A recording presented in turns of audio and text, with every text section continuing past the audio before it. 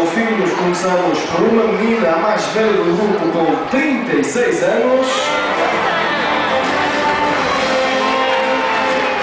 Depois aplauso para a Sogra.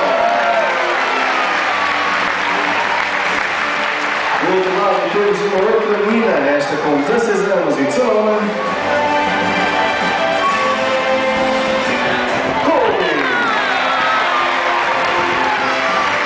Todo mundo conhece às vezes uma terceira menina com 13 anos.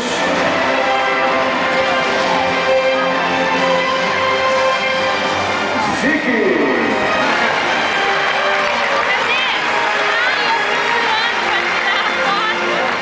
E como não podia deixar de ser entre tantas meninas, temos o nosso macho com apenas 6 anos.